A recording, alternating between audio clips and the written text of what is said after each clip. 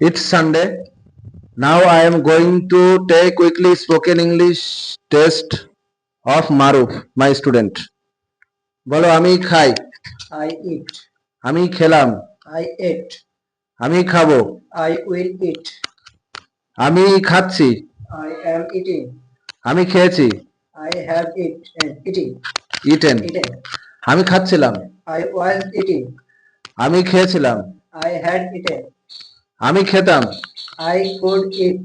আমি খেতাম, I would Eat. eat.